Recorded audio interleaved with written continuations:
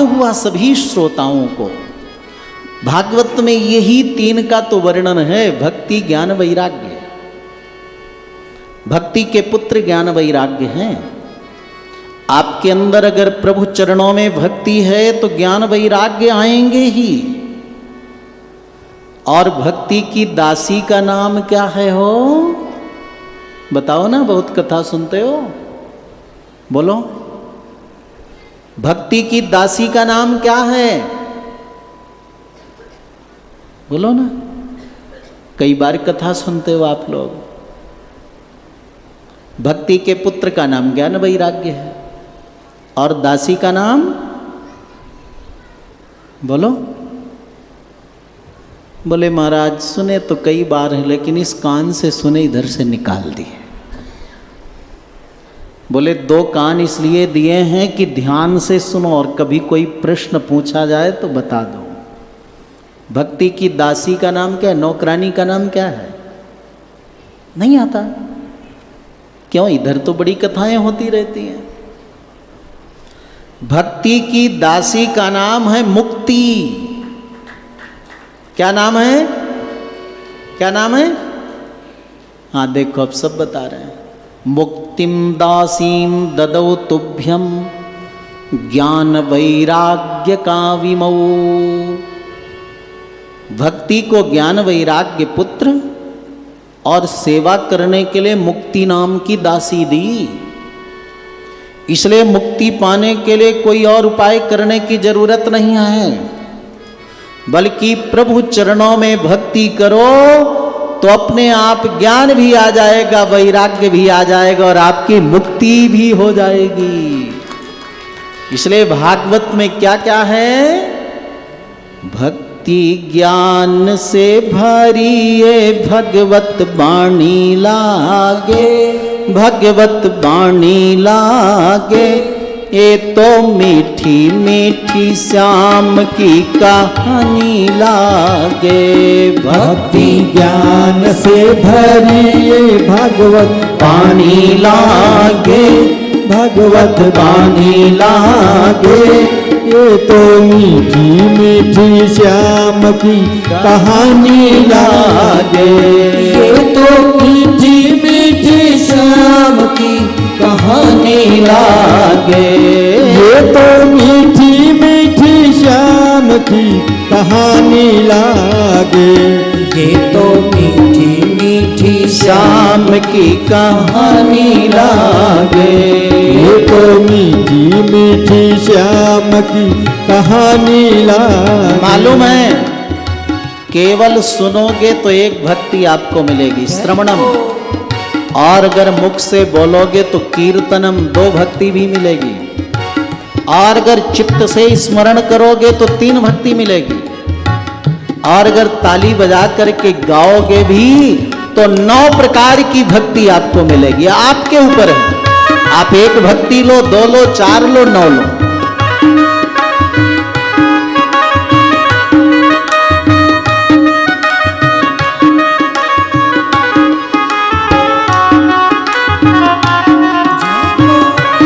श्री राधे।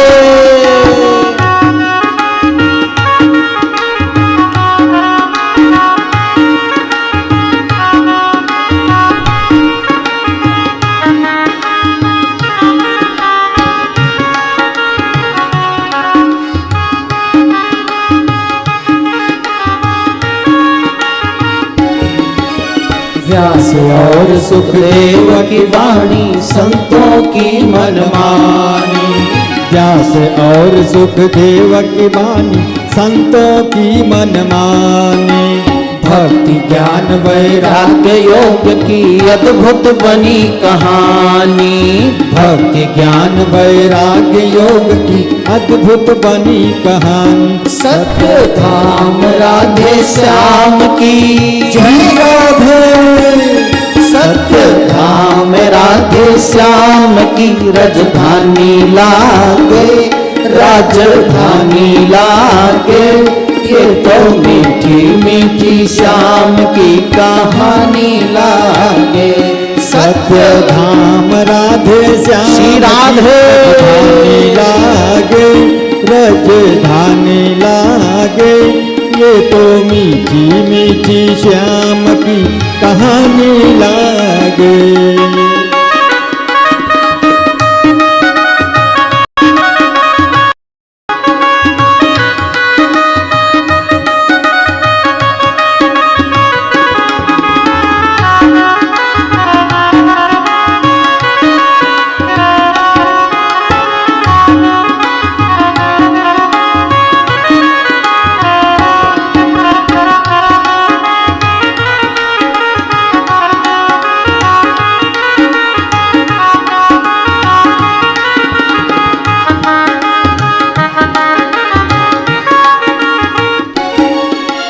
दीनानाथ अनाथ सहाय करुणा सिंधु करारी। दीनानाथ अनाथ सहायत करुणा सिंधु करारी। हरहि पाप संताप सदा श्री राधा रमण बिहारी। हरहि पाप संताप सदा श्री राधा रमण बिहारी। हरि नाम से सफल श्री राधे हरि नाम से सफल जिंदगानी लागे। जिंदगानी लागे। ये तो मीठी मीठी श्याम की कहानी लागे। हरि नाम से सफल जिंदगानी लागे। जिंदगानी लागे। ये तो मीठी मीठी श्याम की कहानी लागे।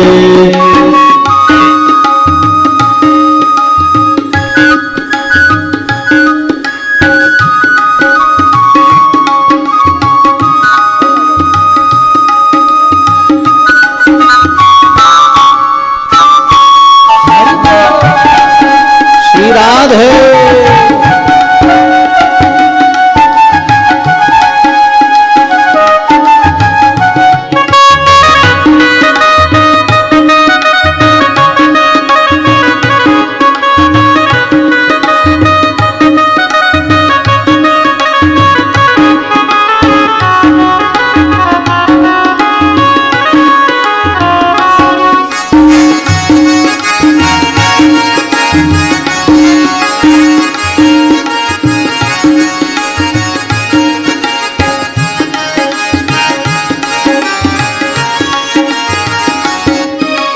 मंगल मूर्ति मारुति नंदन महावीर बलकारी।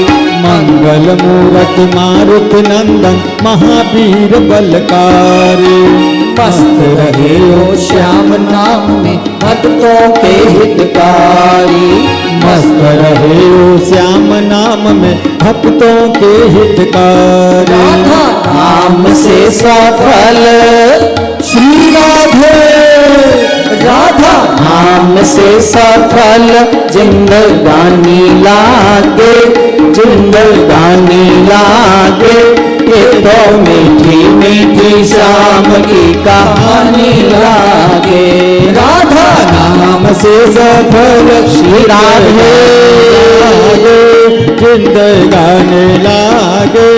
ये तो मीठी मीठी श्याम की कहानी लागे। बोलो श्याम बोलो श्याम बोलो श्याम बोलो श्याम बोलो श्याम बोलो श्याम बोलो श्याम बोलो श्याम। भक्ति ज्ञान से भरी भगवत वाणी लागे। भगवत वाणी लागे। ये तो मीठी मीठी श्याम की कहानी लागे। भक्ति ज्ञान से भरी ये भगवत वाणी लागे। भगवत वाणी लागे। ये तो मीठी मीठी श्याम की कहानी लागे। श्री राधे श्याम की कहानी लागे। श्याम की कहानी लागे। ये तो मीठी मीठी श्याम की कहानी लागे। जय जय श्री राधे श्याम। जय जय श्री राधे श्याम। सूत जी महाराज से सौनकादियों ने जो पूछा था भगवान का दर्शन कैसे होगा, वो प्राप्त हुआ। जीते जी अगर हम भागवत कथा सुने तो उसका लाभ है कि हमें प्रभु का दर्शन अनुग्रह प्राप्त होता है। अगर कोई व्यक्ति बिना सत्कर्म किए इस संसार से चला जाए, 84 लाख शरीर में भटके, और अगर प्रेत भी वो बन जाए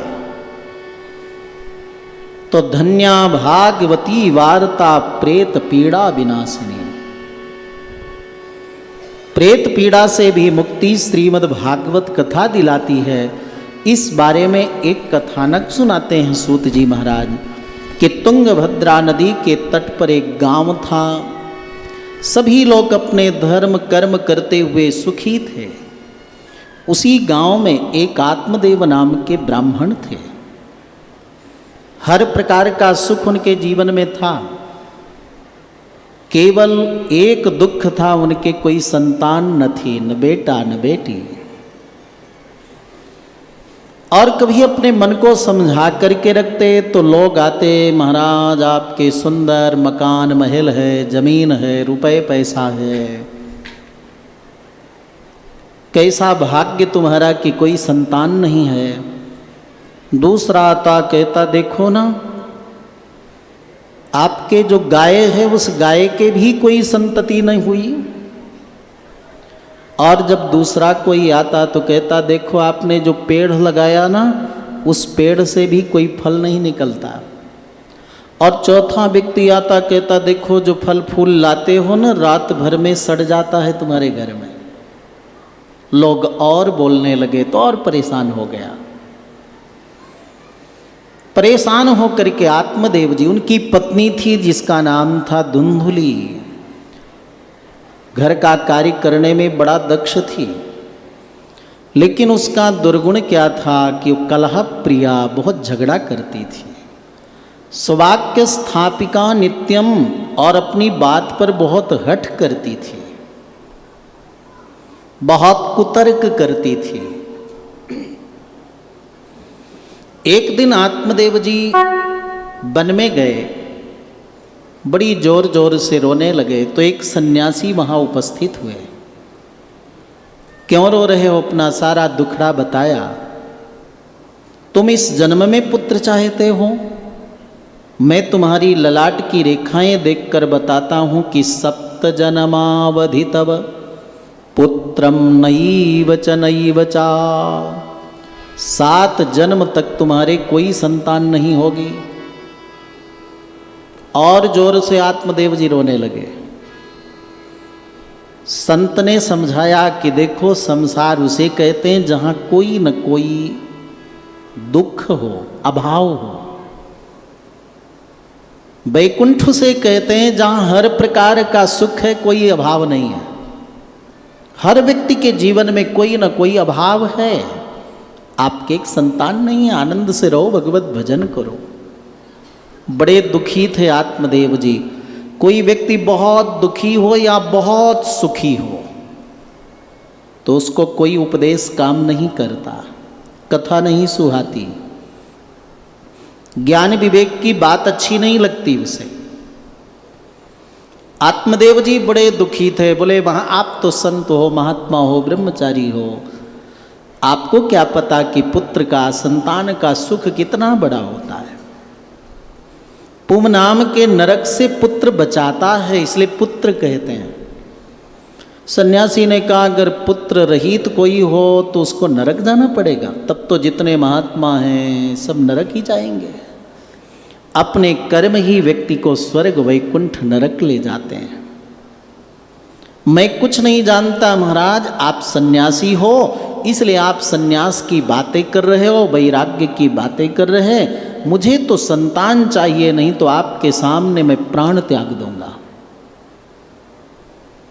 दया लगी, संत ने एक फल दिया, अपनी पत्नी को देना, पुत्र होगा, लेकिन एक बात याद रखना, उस पुत्र से तुम्हें सुख मिलेगा कि दुख मिलेगा गारंटी में नहीं लेता, क्योंकि सुख दुख व्यक्ति के प्रारब्ध से मिलते हैं।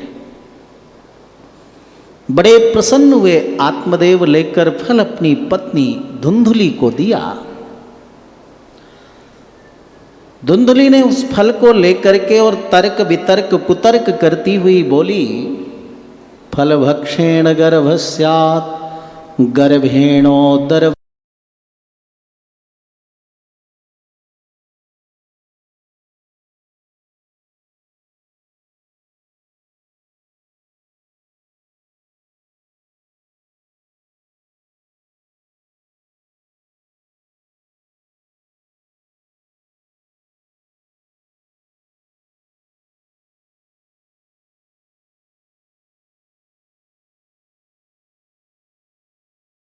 शरीर में कमजोरी आ जाएगी, और जब शरीर कमजोर हो जाएगा तो मैं अपने घर का काम कैसे कर पाऊंगी,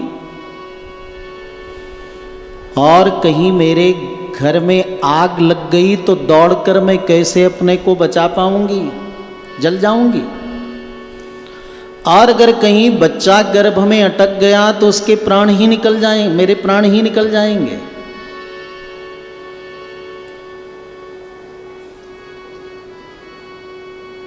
अनेक प्रकार के तर्क वितर्क कुतर्क करने लगी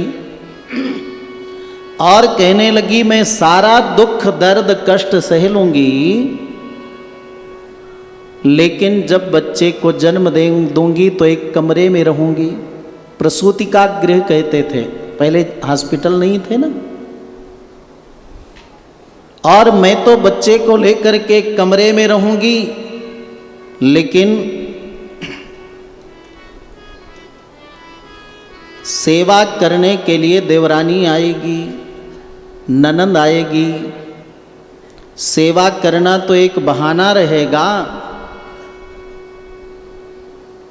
मैं कमरे में बच्चे को लेकर के रहूंगी और घर की जितनी संपत्ति रहेगी उतनी संपत्ति मेरी ननंद बांधकर अपने घर को ले जाएगी। ननांदम संहरे तदा।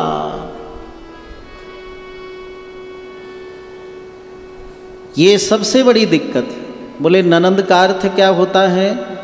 बोले जो बहुत सेवा करने पर भी भाभी बहुत सेवा करे फिर भी जो कभी न प्रसन्न हो उसी का नाम ननंद है। तो बोले भाभी किसे कहते हैं? जो भाई साहब की चाबी हो उसको भाभी कहते हैं। भाई से मांगो कुछ न मिलेगा, लेकिन भाभी की चाबी लग जाए तो जो चाहो सो भाई से मिल जाए। तर्क वितर्क कुतर्क करती हुई धुंधुली ने निर्णय किया, एवं कुतर्क योगेन तत्फलम नैव भक्षितम। फल नहीं खाया, गाय को खिला दिया। एक सहेली थी, उसके संतान होने वाली थी। जब तेरे बच्चा हो जाए पैसा जितना चाहिए ले लेना, अपना बच्चा मुझे दे देना। कितनी चतुर थी। 2 महीने के बाद पेट के ऊपर कपड़ा बांध लेती, देखो आपके पुत्र होने वाला है। और जब सहेली को बच्चा हो गया तो ले आई, पेट के ऊपर से कपड़ा हटा दिया और कहा इस पर मेरा अधिकार ज़्यादा है, मैं इसका नाम अपने नाम से मिलते जुलते रखूंगी। क्या नाम रखा? धुंधुकारी नाम रखा। संत का दिया प्रसाद व्यर्थ नहीं हुआ। भारतीय नस्ल की गौ माता का दूध कोई सगर्भा नारी अगर पान करे 9 महीने तो बहुत ओजस्वी, तेजस्वी, विवेकी, बुद्धिमान, आस्तिक, धर्मात्मा संतान जन्म लेती है। एक गौ माँ की इतनी बड़ी महिमा है, उसके दूध की इतनी बड़ी महिमा है। और यहाँ तो एक संत का प्रसाद, वो भी गौ माँ के उदर में पल रहा, कितना अद्भुत होगा। जब जन्म हुआ तो पूरा शरीर मनुष्य की तरह, कान गौ की तरह थे तो उसका नाम गोकर्ण रखा। बोलिए गोकर्ण जी महाराज की। दोनों बालक बड़े हुए हैं, बहुत अंतर है दोनों के व्यवहार में। गोकर्ण पंडितो ज्ञानी धुंधुकारी महाखलः। गोकर्ण जी सुबह जल्दी उठते, माता पिता को प्रणाम करते, बड़ों को नमन करते, बच्चों को प्यार करते। लेकिन धुंधकारी देर से उठता, माता पिता का निरादर करता, वृद्ध जनों को ढकेल देता, बच्चों को उठाकर कुआं में डाल देता, लोगों के घरों में आग लगा देता। बड़ी शिकायतें मिली। आत्मदेव जी ने कहा इससे अच्छा मेरे संतान न होती तो ठीक था। उस बच्चे के कारण आज रो रहे हैं और कहते हैं न चेन्द्रस्य सुखम किंचित ना सुखम चक्रवर्तिनः सुखमस्ति विरक्तस्य मुनेरेकांत जीविनः। इंद्र को सुख नहीं है, चक्रवर्ती राजा को भी सुख नहीं है। सुख किसे है? बोले जो एकांत में बैठ करके भगवान का भजन करता है। और जब बहुत शिकायतें आई तो आत्मदेव जी इतने दुखी हो गए, आत्महत्या करने के लिए जाने लगे।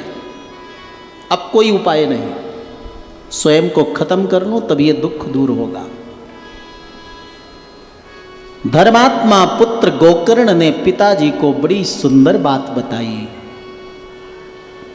श्रीमद् भागवत का हर एक श्लोक, हर एक शब्द भगवन्मय है, ज्ञानप्रद है। लेकिन कुछ ऐसे प्रसंग हैं जो सीधे हमारे हृदय को परिवर्तित कर देते हैं। आप चाहो तो इस उपदेश को, ज्ञान को अपने जीवन में अपनाकर इसी जन्म में भगवत प्राप्ति कर सकते हो। पूरा आपके जीवन में परिवर्तन हो जाएगा। उन प्रसंगों में एक ये प्रसंग भी है जिसमें केवल 2 श्लोक हैं लेकिन बहुत ज्ञान देने वाले हैं। और पुत्र भी अगर अच्छी बात कहे तो पिता को मान लेनी चाहिए, पत्नी भी अच्छी बात कहे, हितकारी बात, то पति को मान लेनी चाहिए। नौकर भी कहे तो आप उसकी बात को स्वीकार कर लो, आपके हित में है। गोकर्ण गीता कहते हैं इसको। पिताजी आत्महत्या भूल कर मत करिएगा। आत्महत्या करने वाले व्यक्ति को फिर मानव जन्म नहीं मिलता, फिर पशु पक्षी वृक्ष पत्थर बन जाता है। पेड़ों को कितना कष्ट होगा, पत्थर रूप में पड़े रहोगे, कितना कष्ट होगा।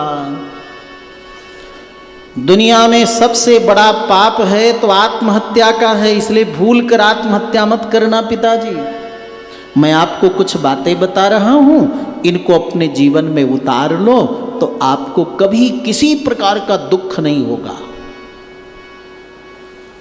आप अपने को पहचान लो तो आपको कोई दुख नहीं दे सकता। आप कहोगे हम तो अपने को पहचानते हैं, ऐसा हमारा स्वभाव है, ऐसा ऐसा है। कई बार झगड़ा होता है ना पति पत्नी में या पिता पुत्र में, तो अगला कहता है ना मैं तुझे बहुत मानता हूं, तो मुझे पहचान नहीं पाए, जीवन भर नहीं पहचान पाए।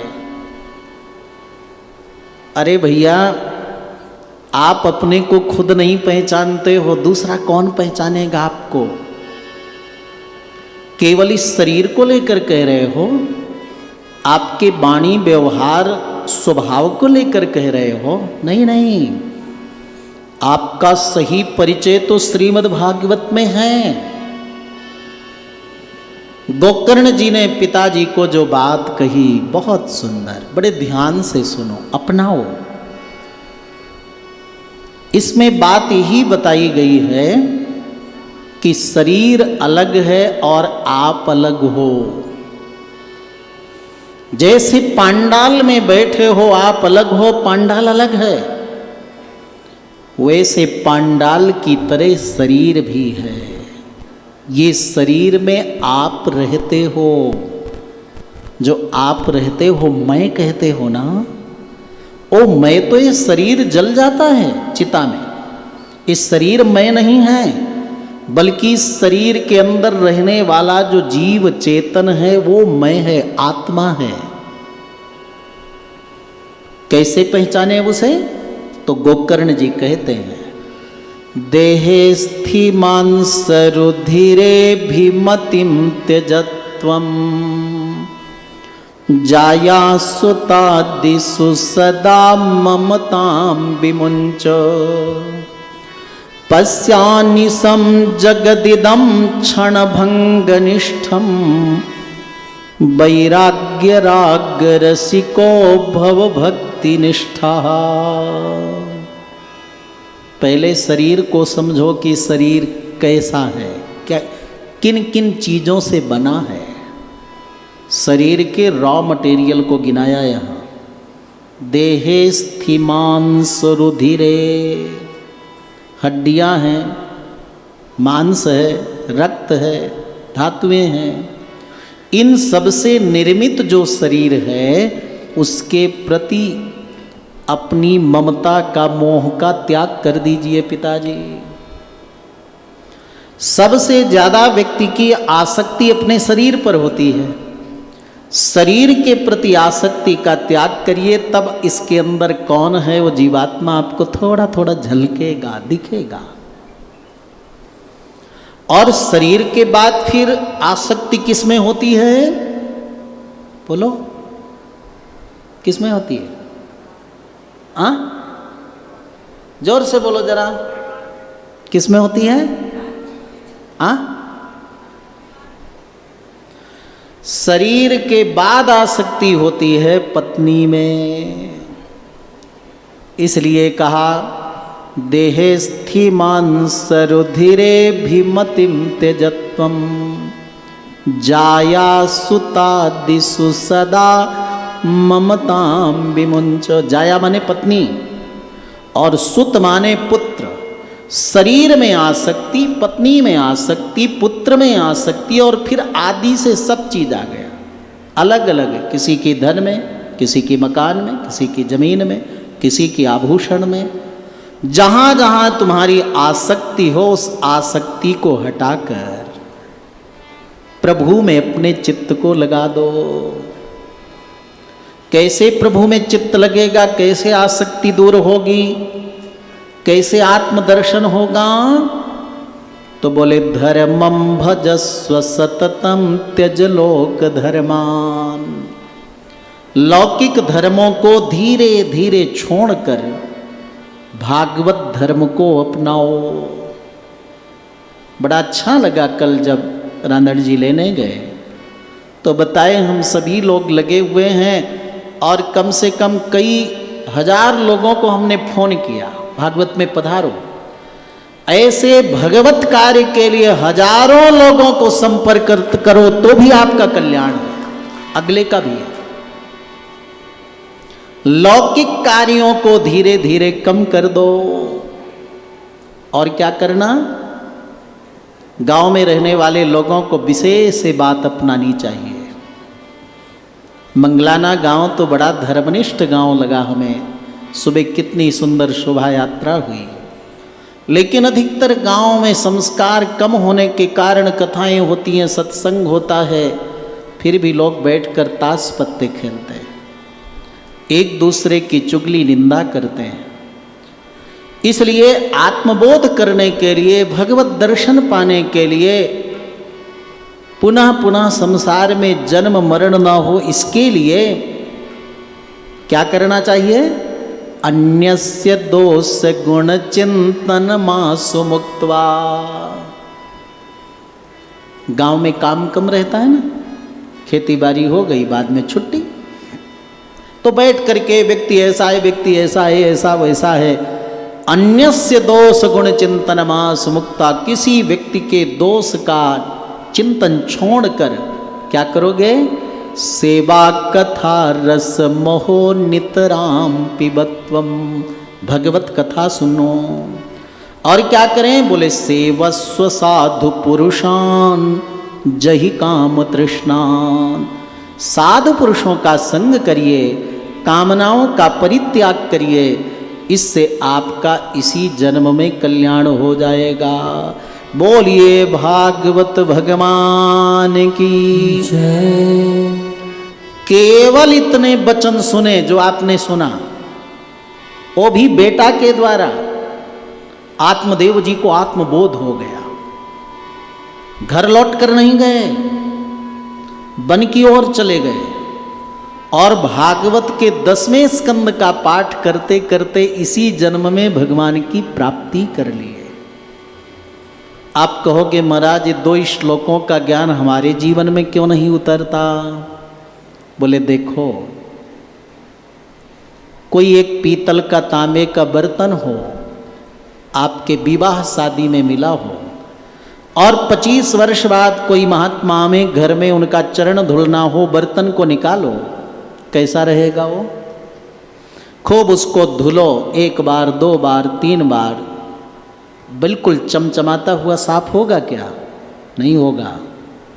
और एक ऐसा बर्तन तांबे का पीतल का जिसमें रोज भोजन करते हो, भोजन बनाते हो, रोज धोते हो, उस बर्तन को ले आओ, पानी से धुल दो, दोनों को रखो। एक सर्फ से धुला, रगड़ रगड़ करके धुला, और एक बार पानी से धुला, दोनों बर्तन में कौन साफ दिखेगा?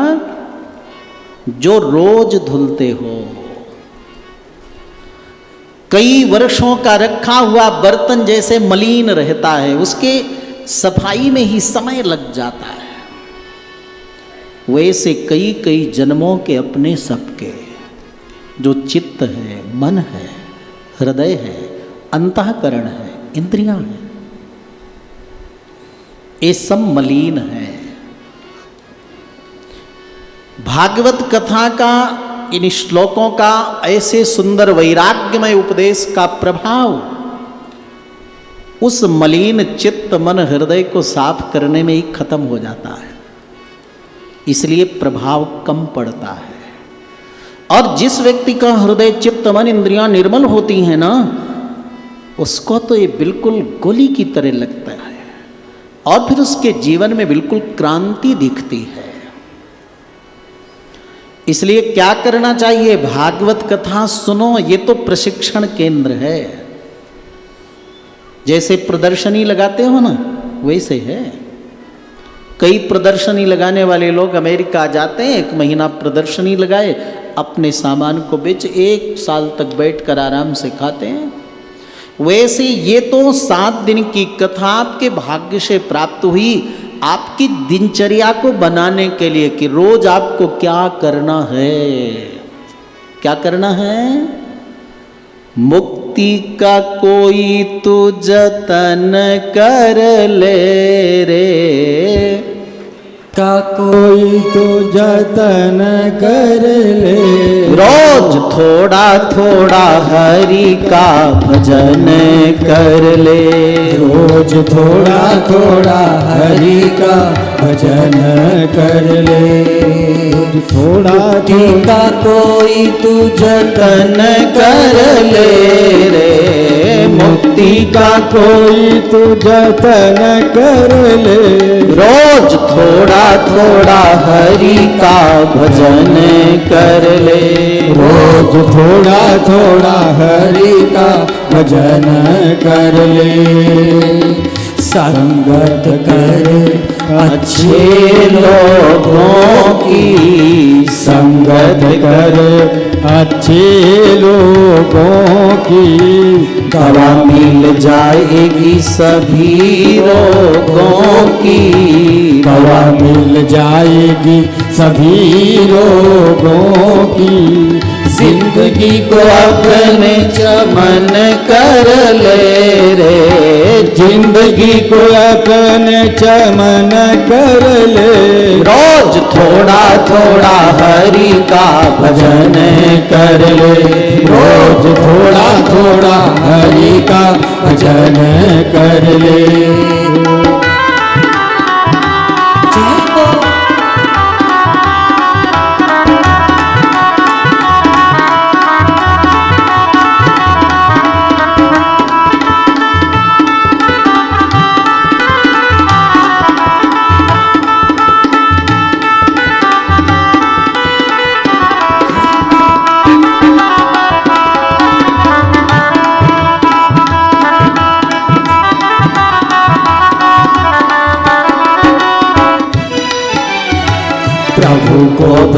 तो प्रभु में हो जाएगा। प्रभु को भजे तो प्रभुमय हो जाएगा। भक्ति से आत्मा का मैल छूट जाएगा। भक्ति से आत्मा का मैल छूट जाएगा।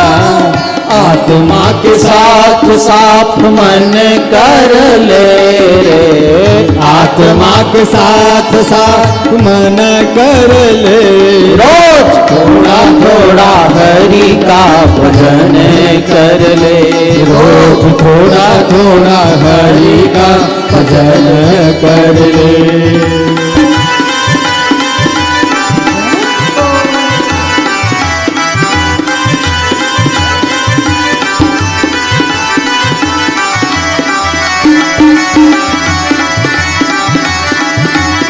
बोलिए आनंद कंद भगवान की जय। जय जय श्री राधे श्याम। पुत्र के उपदेश से पिता आत्मदेव का आत्म कल्याण हुआ। गोकर्ण जी तीर्थ यात्रा में निकल गए। धुंधकारी बहुत दुष्ट था ही, और दुष्टों के संग में पड़कर दुनिया के सारे बुरे कर्म किए। मां को इतना परेशान किया, संपत्ति कहाँ रखी है बता, नहीं तेरे को बड़ी पिटाई करूंगा। इतना परेशान किया कि सामने घर के कुआं था, कुआं में कूदकर प्राण त्याग दिए। और वेश्याओं के हाथ मारा गया, जिसकी दुष्टता के कारण पिता वन चले जाए। मां कुआं में कूदकर प्राण त्याग दे। धर्मात्मा गोकर्ण जी तीर्थ यात्रा में चले जाएं, उसकी सदगति हो जो वेश्याओं के हाथ मारा जाए। दुर्गति हुई, प्रेत बना। और जब गोकर्ण जी को पता चला तो कई तीर्थों में उसके लिए श्राद्ध तर्पण भी किया। और जब रात्रि में अपने गांव पहुंचे तो घर के बाहर चबूतरे में सो गए। रात्रि में वह प्रेतात्मा धुंधकारी अनेक रूप में दिखा। कभी हाथी बन जाता, कभी सिंह बन जाता, कभी अग्नि बनकर जलने लगता। गोकर्ण जी ने कहा, हम भगवान के भक्त हैं, प्रेत भूत से डरते नहीं, तुम्हारा परिचय क्या है? प्रेतात्मा ने अपना परिचय दिया। अहम भ्राता त्वदीयोऽस्मि धुंधुकारीति नामतः स्वकीयेनैव दोषेण ब्रह्मत्वं नासितं मया। मैं धुंधकारी हूं, प्रेत योनि में पड़ा हुआ मैं बहुत कष्ट पा रहा हूं, कहीं स्थिर नहीं हूं, भूख प्यास से तड़प रहा हूं, जल अन्न मिल नहीं रहा, मेरा उद्धार करो। गोकर्ण जी ने आश्वासन दिया। सुबह हुआ, गांव के लोग आए, सब बड़े धर्मात्मा थे, कुशल क्षेम पूछा। गोकर्ण जी ने एक ही बात रखी कि धुंधकारी को प्रेत शरीर से कैसे मुक्ति मिले। सब गांव वालों ने कहा, आप तो इतने बड़े विद्वान हैं, आप ही बताइए कैसे मोक्ष मिलेगा। जब किसी से उत्तर न मिला तो गोकर्ण जी सूर्य भगवान की आराधना करते थे।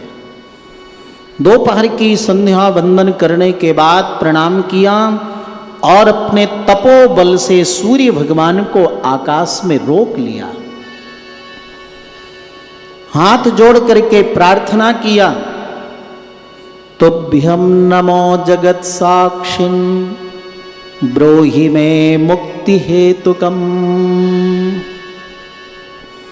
मैंने आपकी सच्ची आराधना की है, तो हे सूर्य भगवान, धुंधकारी को प्रेत योनि से मुक्ति होने का उपाय बताइए।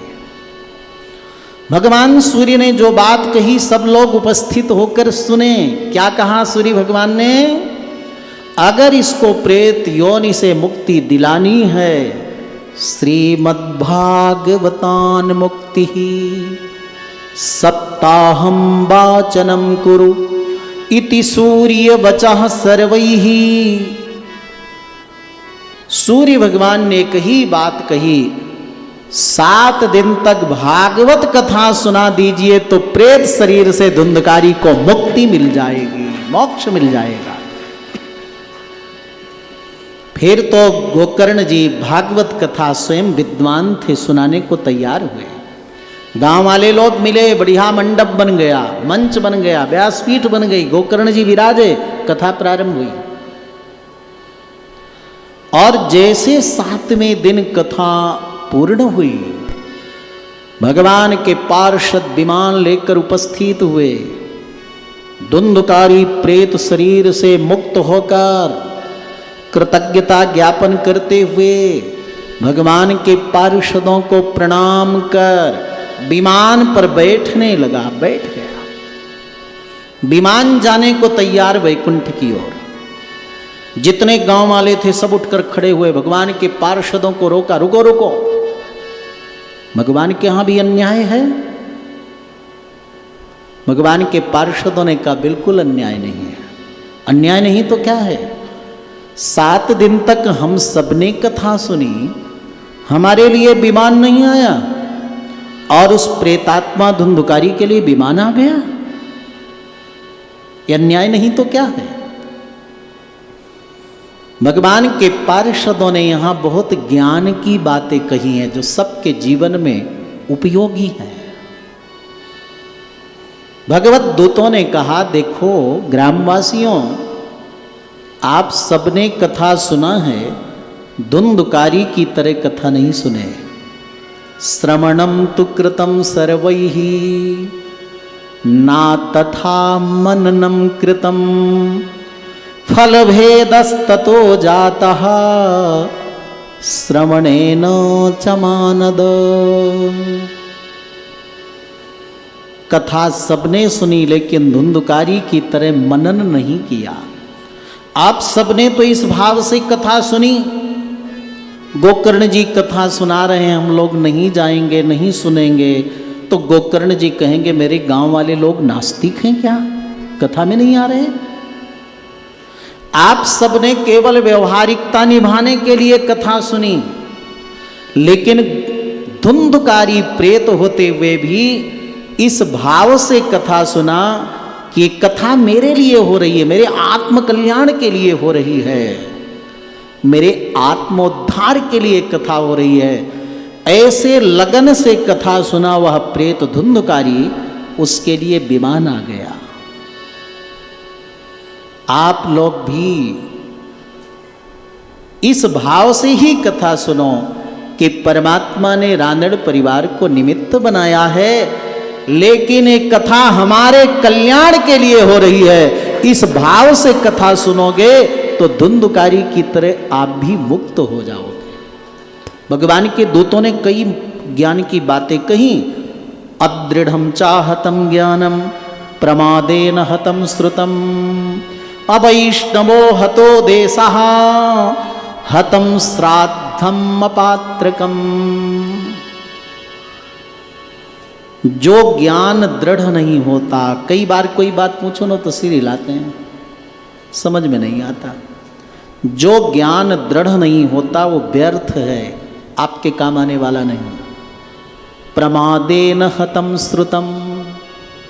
कई लोग कथा सुनते हैं लेकिन प्रमाद करते हैं। प्रमाद क्या है? बोले कथा भी सुनते हैं, इधर उधर ताक झांक भी करते रहते हैं, है ना। प्रमाद से सुनी हुई कथा का लाभ नहीं मिलता। और व्यग्र चित्तो हतो जपा, कोई व्यग्र चित्त होकर अगर मंत्र जाप करता है तो उसका कोई लाभ नहीं। कई लोग माला ले लेंगे, हाथ में जपेंगे और सामने टीवी लगा लेंगे, समाचार भी देखेंगे, समाचार भी देखेंगे, माला भी जपेंगे। सामने न्यूज पेपर रख लेंगे, पेपर भी पढ़ेंगे, माला भी जपेंगे। माला जपेंगे और कहेंगे बेटा अब जाओ दुकान खोल दो। तो व्यग्र चित्त होकर किया गया जाप का कोई फल नहीं है। और जिस क्षेत्र में वैष्णव नहीं है वो श्मशान के समान है। श्राद्ध में भोजन कितना अच्छा बना हो, भोजन पाने वाला सुपात्र गायत्री मंत्र जापक ब्राह्मण ना हो तो श्राद्ध का भोजन कराया व्यर्थ है। हतम श्रोत्रिये दानम, वैदिक मार्ग में चलने वाले ब्राह्मण को भोजन वस्त्र दान ही केवल सार्थक है, अवैदिक मार्ग में चलने वाले को दिया गया दान भी व्यर्थ है। हतम श्रोत्रिये दानम, ये सब भगवान के पार्षद कह रहे हैं, वैकुंठ से आए थे। हाँ, कितनी ज्ञान की बातें बताई। सभी ग्रामवासियों ने कहा हमारी गलती है, भगवान के यहां न्याय नहीं है। सबने पुनः प्रार्थना की गोकर्ण जी से, इस बार भूल हुई, अब भूल नहीं होगी, एक बार कथा और सुना दीजिए। गोकर्ण जी फिर बैठकर उसी पीठ पर 7 दिन कथा सुनाते हैं। लेकिन आप लोग अगर कहो ना मंगलानावासी कि महाराज जी इस बार तो चूक हो गई, फिर 7 दिन कथा सुना दो, तो मुश्किल है, क्योंकि आगे का कार्यक्रम दूसरी जगह है। इसलिए आप सावधान होकर मत सुनना, सावधान होकर के कथा सुनना कि मेरे लिए एक कथा हो रही है। सबने इस भाव से कथा सुनी, मेरे आत्मकल्याण के लिए गोकर्ण जी दोबारा कथा सुना रहे हैं। 7वें दिन जब कथा का विश्राम हुआ, जितने श्रोता थे उतने विमान लेकर के भगवान के पार्षद उपस्थित हुए। और उदाहरण कितना सुंदर दिया है मालूम है? जैसे त्रेता युग में अयोध्या में प्रभु राम समस्त अयोध्या वासियों को अपने साथ वैकुंठ ले गए, उसी प्रकार भगवान कृष्ण उपस्थित हुए और जितने श्रोता थे सबको अपने वैकुंठ ले जाते हैं। इसलिए भागवत कथा 1-2 लोगों का उद्धार नहीं करती, जितने लोग यहाँ कथा सुनेंगे और जहाँ तक के शब्द पढ़ेंगे, क्या ये गौशाला का क्षेत्र, क्या मंगलाना का क्षेत्र, और जहाँ जहाँ से लोग आएंगे और इस कथा को सुनेंगे, वो सबको भगवत प्राप्ति होगी, इसमें किसी प्रकार का संदेह नहीं है। इसलिए भक्तजन क्या कहते हैं? सब हो गए भव से पार लेकर नाम तेरा, सब हो गए भव से पार लेकर नाम तेरा, सब हो गए भव से पार लेकर नाम तेरा, सब हो गए भव से पार लेकर नाम तेरा, हो लेकर नाम तेरा, लेकर नाम तेरा, लेकर नाम तेरा, लेकर नाम तेरा, सब हो गए भव से पार लेकर नाम तेरा, सब हो गए भव से पार लेकर नाम तेरा। वाल्मीकि अति दीन दुखी, वाल्मीकि अति दीन दुखी थे, बुरे कर्म में सदा लीन थे, बुरे कर्म में सदा लीन थे, रामायण तैयार लेकर नाम तेरा, करी रामायण तैयार लेकर नाम तेरा, सब हो गए भव से पार लेकर नाम तेरा, सब हो गए भव से पार लेकर नाम तेरा। और देखो कितने कितने प्रेमी हुए जिन्होंने भगवान को पा लिया। मीरा गिरधर नाम पुकारी, मीरा गिरधर नाम पुकारी, मीरा गिरधर नाम पुकारी, मीरा गिरधर नाम पुकारी, विषय अमृत कर दिया मुरारी, विषय अमृत कर दिया मुरारी, खुल गए हैं चारों द्वार लेकर नाम तेरा, खुल गए हैं चारों द्वार लेकर नाम तेरा, सब हो गए भव से पार लेकर नाम तेरा, सब हो गए भव से पार लेकर नाम तेरा। अपनी भगत के आंख में आंसू, अपनी भगत के आंख आंख में आंसू देख न पाते हैं, कन्हैया दौड़े आते हैं, कन्हैया दौड़े आते हैं, श्याम मेरे दौड़े दौड़े आते हैं, स्वामी दौड़े आते हैं। सब हो गए भव से पार लेकर नाम तेरा। सब हो गए भव से पार लेकर नाम। और देखो भजन की पंक्ति बताती है कि भगवान से बढ़कर भगवान की कथा और नाम है।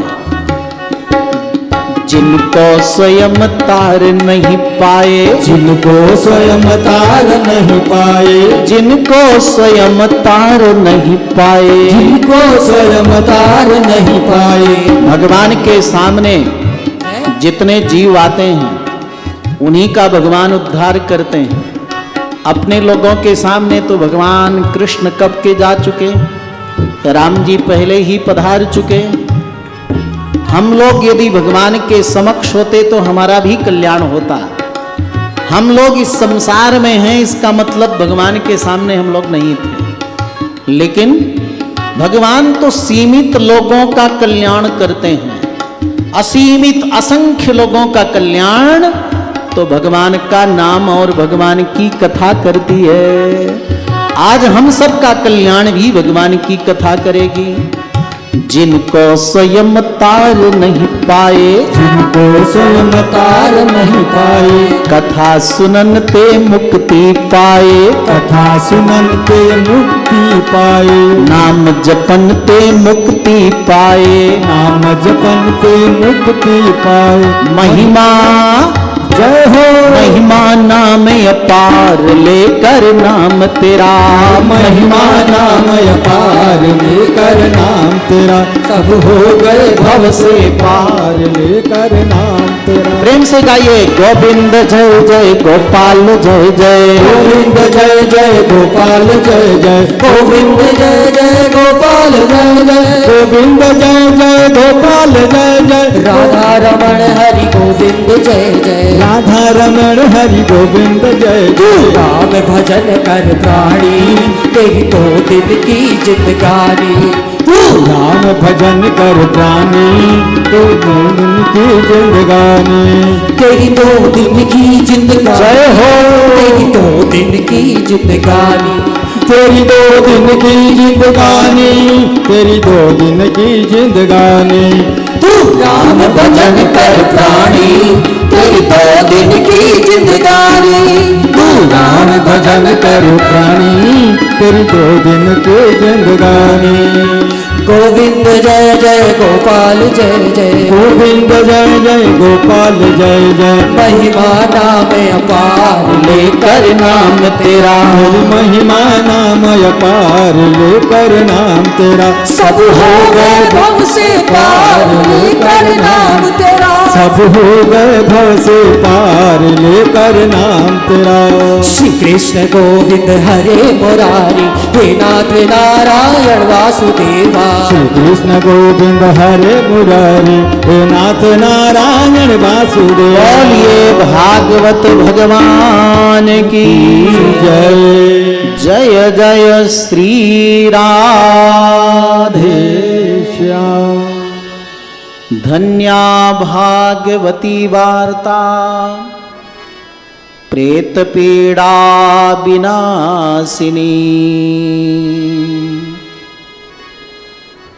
धन्य है भागवती कथा, जिसको श्रवण करने से प्रेत आत्मा भी मुक्त होकर भगवत प्राप्ति कर लेता है। जीते जी कथा सुनो तो अपना आत्म कल्याण, मरने के बाद भी अगर किसी को स्मरण कर कथा सुनाया जाए और वो अगर 84 लाख शरीर में भटक रहा हो तो भी मुक्त होकर प्रभु प्राप्ति कर लेता है। ऐसी दिव्य भागवती कथा है। भागवत कथा कब कहाँ कैसे सुनना चाहिए इसका नियम भी बताया है। तीर्थे वापि बने वापि गृहे वाश्रमणं मतम्, विशाला वसुधा यत्र तत्र कार्यं कथास्थलम्।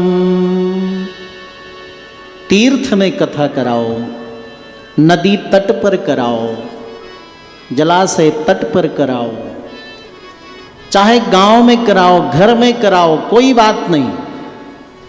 जहां श्रोताओं के बैठने की पर्याप्त व्यवस्था हो वही भागवत कथा का आयोजन करना चाहिए। यहां तो गौ माताओं के मध्य में भागवत कथा और विशाल क्षेत्र है, कितने लोग बैठे हैं।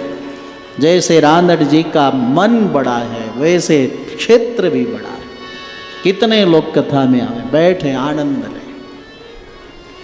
बोले किससे कथा सुननी चाहिए, वक्ता कैसा होना चाहिए? विरक्तो वैष्णवो विप्रः वेद शास्त्र विशुद्धिकृत।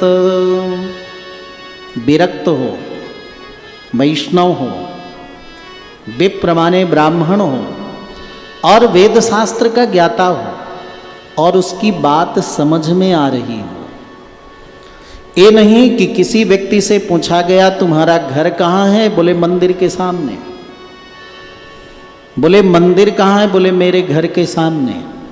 बोले दोनों कहाँ हैं, बोले आमने सामने हैं।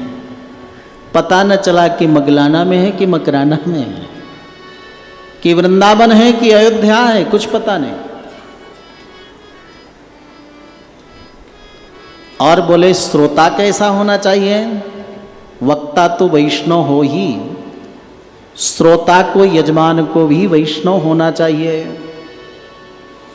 विष्णु दीक्षा विहीनानाम नाधिकारः कथा श्रवे। अगर वैष्णव नहीं है तो उसको कथा सुनने का अधिकार नहीं है, भागवत का श्लोक है।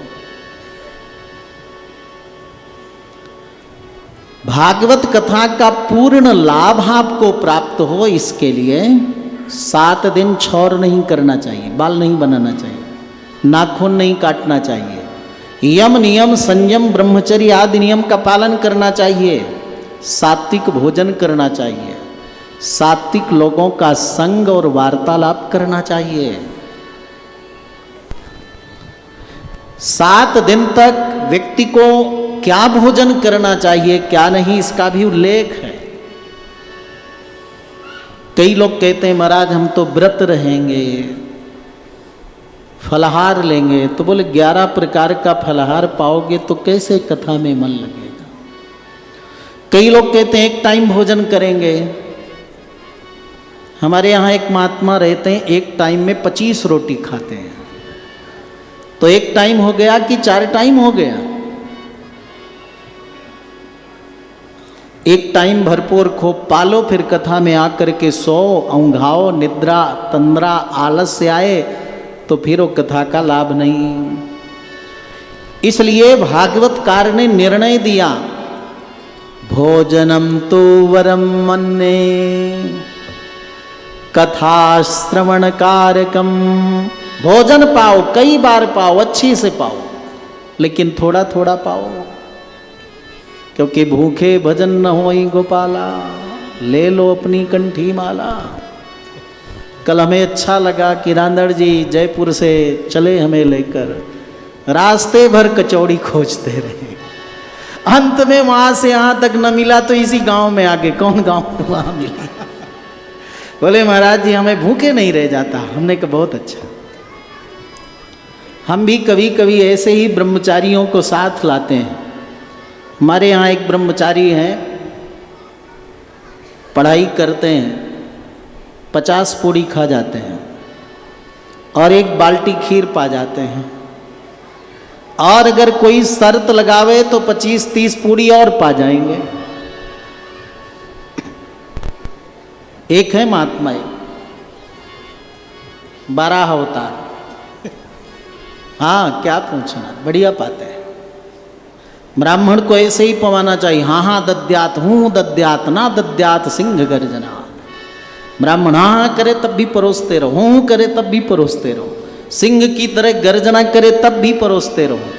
पहले के विप्रदेव तो कल निमंत्रण है तो 2 दिन पहले से ही भोजन छोड़ देते थे, और इतना छक करके पाते थे, इतना यजमान जिमाते थे कि उनको चारपाई में लेटा करके फिर उनके घर पहुंचाया जाता था। तो हमने कहा ब्रह्मचारी जी की तरह हमारे रांदड़ जी, उनको कचौड़ी मिल गई। खोजते खोजते अच्छा बढ़िया लगा।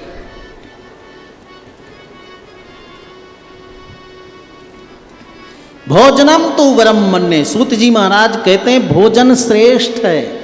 उपवास करने पर अगर कथा में विघ्न पड़े तो नौपवास बरह प्रोक्ता। ताली भी बजा रहे हैं चंपालाल जी, थोड़ा जोर से बजा दो इनके लिए। हाँ, जब कोई अच्छी बात लगती है तभी तो ताली बजाया जाता है। वैसे अधिकतर लोग बात को सुनकर नहीं बजाते, ताली की आवाज सुनकर ताली बजाते हैं, है ना। लेकिन जब बात समझ में आवे तो मन करे तो बजा लेना चाहिए। उपवास श्रेष्ठ नहीं। एक सज्जन बोले महाराज भागवत में लिखा है कि बिना जल पिए भी कथा सुननी चाहिए। हम कहाँ लिखा है, लेकिन वो और युगों के लिए है, इस कलयुग के लिए नहीं है। लेकिन हम तो रहेंगे। हमने कहा नहीं, कलौ अन्न गत प्राणा, कलयुग में अन्न में प्राण है, इसलिए एक टाइम पालो। बोले नहीं, हम बिना अन्न जल लिए कथा सुनेंगे। एक दिन तो सज्जन ने कथा सुनी, दूसरे दिन हमने कहा वो दिखाई नहीं दे रहे, कहाँ हैं? बोले महाराज तो हॉस्पिटल में भर्ती हैं, ग्लूकोज चढ़ रहा है। तो ऐसा उपवास श्रेष्ठ नहीं है जिसमें कथा में विघ्न पड़े। भागवत साक्षात भगवान का स्वरूप है। आपकी लौकिक पारलौकिक जो भी इच्छाएं हों, लौकिक इच्छाओं में संतान उत्तम मिले, घर में सुख शांति समृद्धि रहे, व्यापार व्यवसाय अच्छा चले, निरोग रहें, परस्पर परिवार में समाज में प्रेम बना रहे, ये सब लौकिक श्रेणी में है। अगर ये इच्छाएं हैं, और या तो पारलौकिक इच्छा क्या है? प्रभु चरणों में भक्ति बढ़े, प्रेम बढ़े। ये शरीर भगवान के भजन में बाधा डालता है तो शरीर फिर न मिले, हमें भगवान के नित्य धाम में सेवा करने का अवसर मिले, यानी मुक्ति मिले। ऐसा पारलौकिक कामना हो या लौकिक हो तो आप वहीं से भागवत भगवान को प्रणाम करके अपने मन की इच्छा को निवेदन करना चाहिए और विधि पूर्वक कथा सुनना चाहिए। एकाग्र चित्त होकर विधि पूर्वक अपनी इच्छाओं को निवेदन करते हुए जो व्यक्ति 7 दिन तक कथा सुनता है उसकी लौकिक और पारलौकिक कामनाएं अवश्य पूर्ण करते हैं भागवत भगवान। बोलिए भागवत भगवान की जय। भागवत जी का पूजन करके, देवताओं का यजन करके, वक्ता सुख रूप होता है उसको मान दान सम्मान करके, और फिर श्रोता देवतुल्य होते हैं उनको भगवत प्रसाद पवाकर जो व्यक्ति विधि पूर्वक भागवत कथा सुन लेता है उसके लिए यमराज भी अपने दूतों को समझाते हैं। क्या कहते हैं? नजदीक बुलाकर कान में समझाते हैं। स्वपुरुषमभिवीक्ष पाशहस्तम बदति यमः किल तस्य कर्णमूले परिहर भगवत कथा सुमत्तान प्रभुरहमन्यन्द्रिणाम न तु वैष्णवानाम। यमराज दूतों से कहते हैं जो वैष्णवजन भागवत कथा विधि पूर्वक सुनते हैं उनके पास तुम कभी मत जाना नरक में लाने के लिए। अगर उनसे कभी कोई चूक गलती अपराध पाप हो भी जाए तो उसको दंड देना या छोड़ना ये प्रभु के ऊपर है। अगर तुमने भगवत कथा श्रोता को श्री वैष्णव को पकड़कर नरक में ले आए तो मुझे भी दंड मिलेगा, तुम्हें भी दंड मिलेगा। ऐसा यमराज भागवत कथा श्रोता के लिए दूतों को समझाते हैं।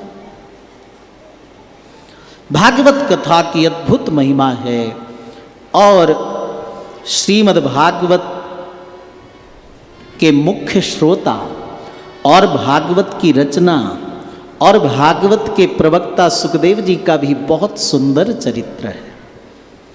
आपके मन में प्रश्न उठेगा कि 17 पुराण थी, इतने आरण्यक, उपनिषद, धर्मशास्त्र, वेद, फिर भागवत की जरूरत क्यों पड़ी? तो एक बार देवर्षि नारद जी व्यास जी के आश्रम में गए, बद्रीनाथ में व्यास गुफा है ना, वहां पहुंचे। सम्याप्रास तीर्थ नाम है उनके आश्रम का। सरस्वती नदी के तट पर व्यास जी दुखी बैठे थे।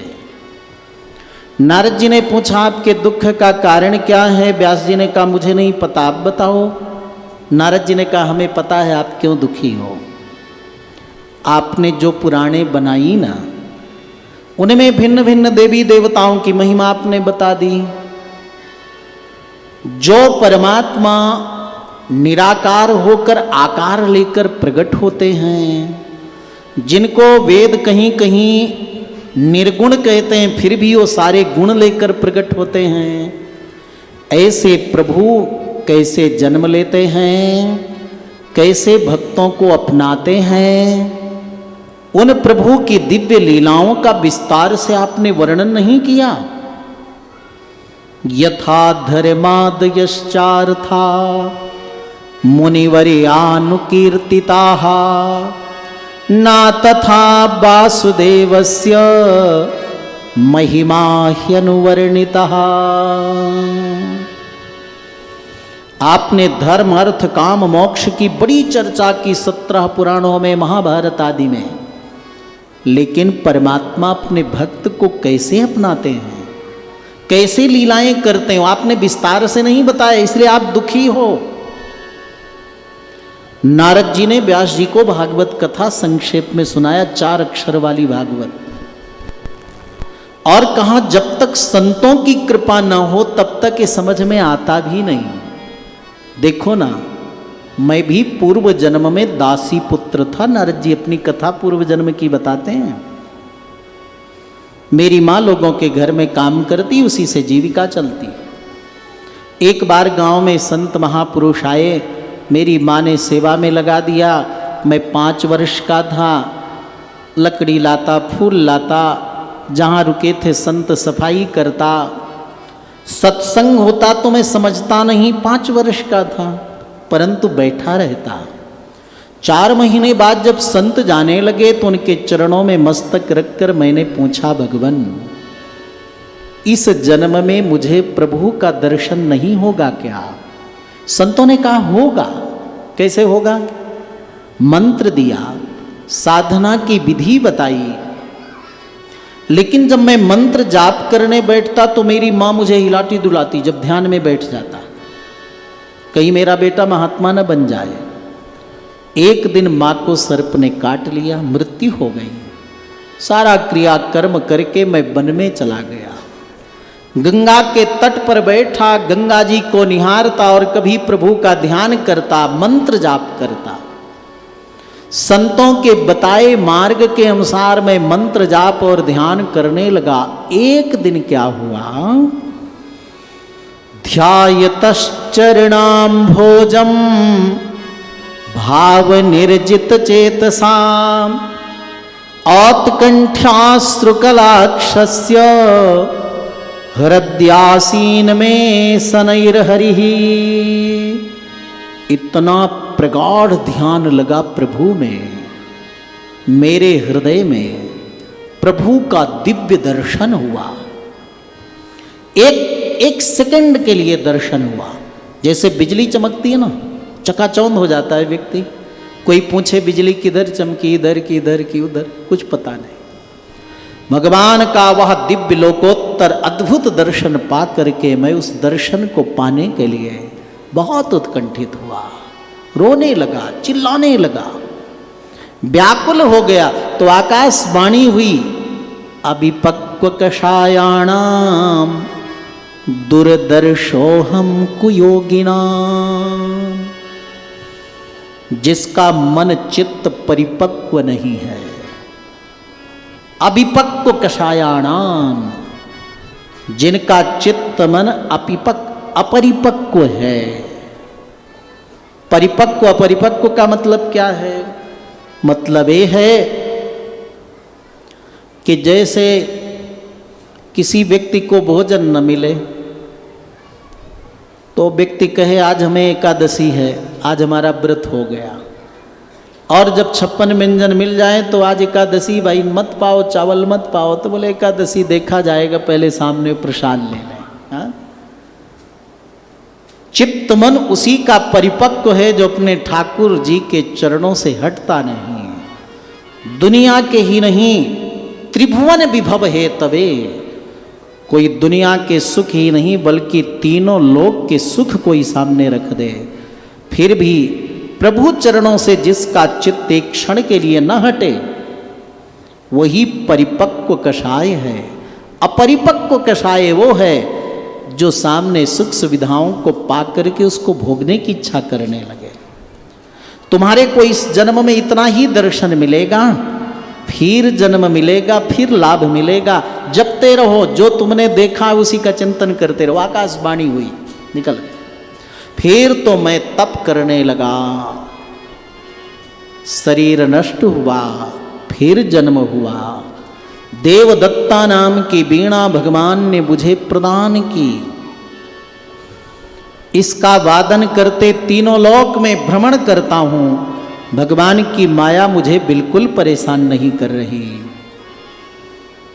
जब तक संतों की कृपा न हो तब तक ये भाव नहीं आता, इसलिए तो गाते हो ना, संतन के संग लाग रे तेरी अच्छी बनेगी, संतन के संग लाग रे तेरी अच्छी बनेगी, संतन के संग लाग रे तेरी अच्छी बनेगी, अच्छी बनेगी तेरी बिगड़ी बनेगी, अच्छी बनेगी तेरी बिगड़ी बनेगी, होए तेरो बड़ भाग रे,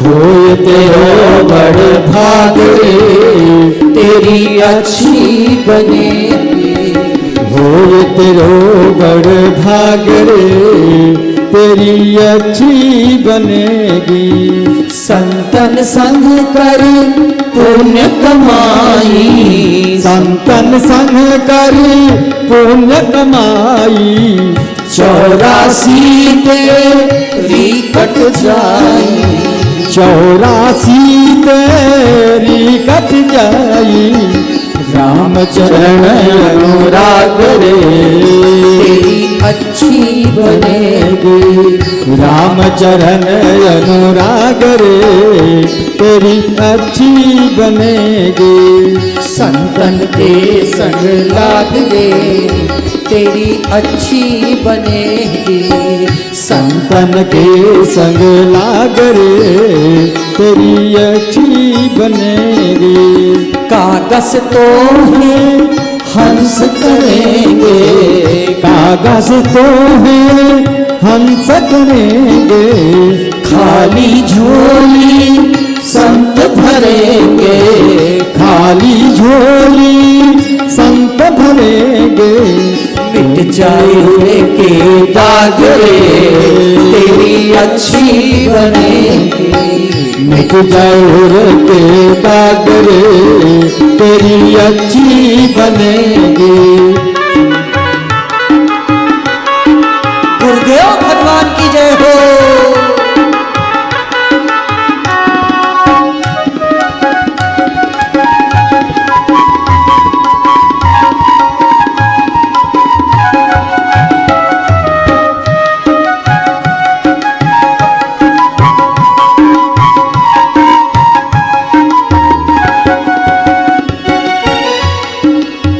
मोहन शाह में बहुत दिन सोए, हरि मोहन शाह में बहुत दिन सोए, अपनी करनी पर क्यों रोए, अपनी करनी पर क्यों रोए, जाग सके तो जाग रे तेरी अच्छी बनेगी, जाग सके तो जागरे तेरी अच्छी बने इसलिए संतों की कृपा हो तभी ये मार्ग मिलता है।